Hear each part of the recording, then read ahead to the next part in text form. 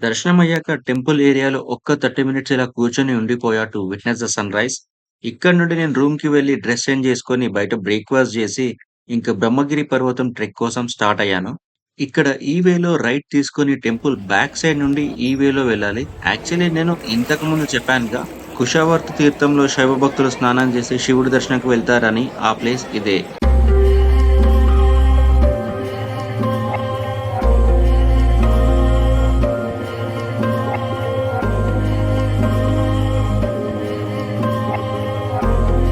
ఈ టెంపుల్‌లో స్కల్ప్చర్స్ చాలా బాగా అనిపించాయి.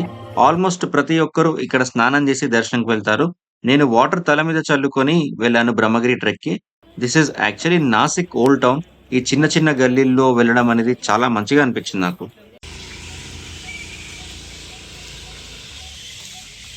ఈ స్టీప్ క్రాస్ అయ్యాక ఇక్కడ కనిపించేదే పార్కింగ్ ఏరియా. ఇలానే కొంచెం ముందుకు వెళ్తే మనకు ట్రెక్‌కి వెళ్ళే ఎంట్రన్స్ కనిపిస్తుంది. వెళ్దాం పదండి.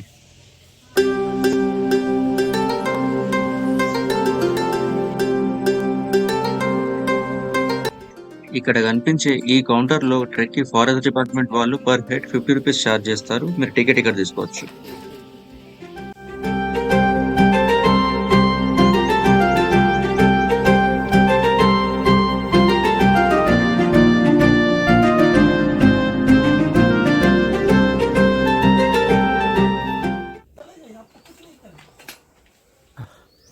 సో ఇప్పుడు మనం బ్రహ్మగిరి ట్రెక్ మధ్యలో ఉన్నాను.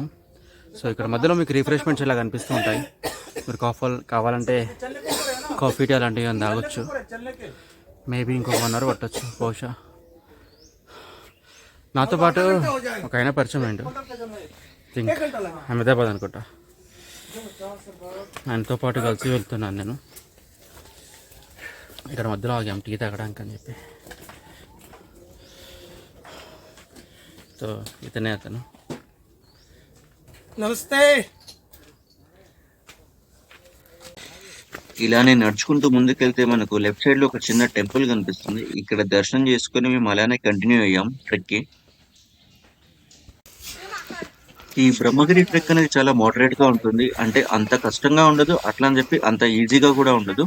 నేను మాత్రం ఎర్లీ మార్నింగ్ స్టార్ట్ అవ్వడం రికమెండ్ చేస్తాను. ఎందుకంటే అప్పుడు ఆ టైంలో మనకు పెద్దగా ఎండ ఉండదు కాబట్టి ఈజీగా క్లైంబ్ చేయొచ్చు.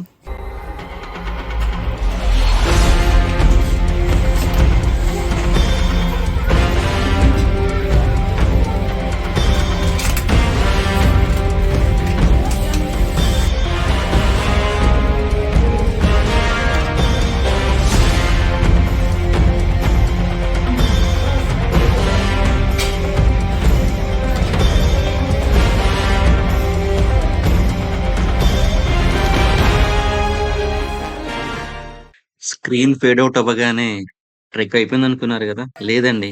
ఇంకా కాస్త ఉంది. కాకపోతే అంత కష్టంగా ఉండదు. ఇది కాస్త ఫ్లాట్‌గా ఉంటుంది నడిచే విధంగా. ఇంకొక 1 ½ కిలోమీటర్ ఉంటుంది. వెళ్దాం పదండి.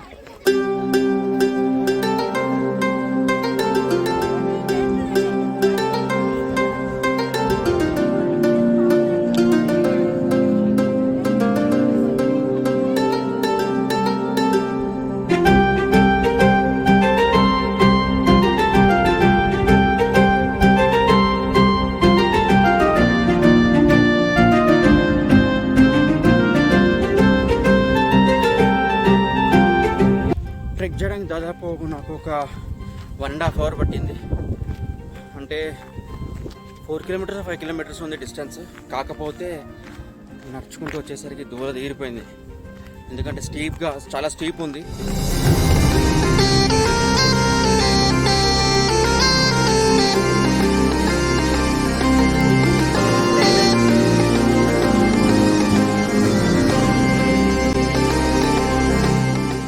యాక్చువల్లీ బ్రహ్మగిరి హిల్ పైన చూడాల్సిన ప్లేసెస్ 3 ఉన్నాయి. అక్కడ కనిపిస్తుంది గదా! అదొచ్చేసి గోదావరి నది పుట్టిన జన్మస్థలం. వెళ్దాం పదండి.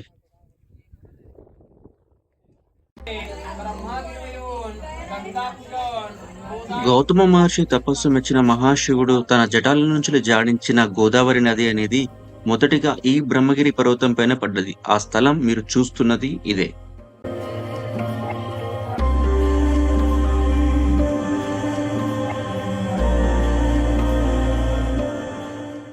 సెకండ్ ప్లేస్ వచ్చేసి బ్రహ్మగిరి మందిర్. మీరు చూస్తున్న ఈ టెంపుల్‌లో మనకు గోదావరి నది వాటర్ అనేది నంది రూపంలో బయటికొస్తుంది.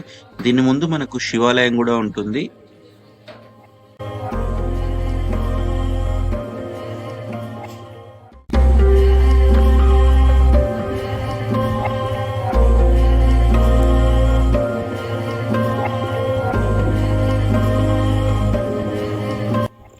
బ్రహ్మగిరి టెంపుల్ నుంచి ఇలా బ్యాక్ నడుచుకుంటూ వచ్చిన తర్వాత ఇక్కడ పాయింట్ కనిపిస్తుంది కదా! ఇక్కడి నుంచి నడుచుకుంటూ ఈ కొండ అంచున మనం వెళ్ళిన థర్డ్ ప్లేస్ వచ్చేసి జటా మందిర్. వెళ్దాం పదండి. బ్రహ్మగిరి మందిరం నుంచి జటా మందిర్ వచ్చేసి మనకు 400 మీటర్స్ ఉంటుంది. ఇలా రైలింగ్‌ని పట్టుకొని వెళ్ళాలి ముందుకు.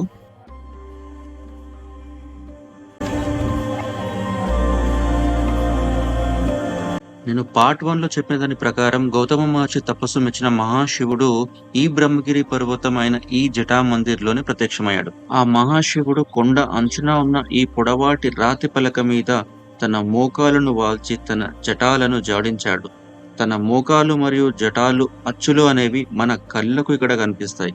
వాటిని మన చేతులతో స్పర్శించొచ్చు కూడా. నాకైతే అసలు గూస్ బంప్స్ వచ్చాయి. ఇంత పవర్‌ఫుల్ ప్లేస్‌కి నన్ను ఆ శివుడు పిలిచాడా అని. అసలు రియల్లీ ఇట్స్ మార్వెలస్ ఎక్స్‌పీరియన్స్ అని చెప్పొచ్చు.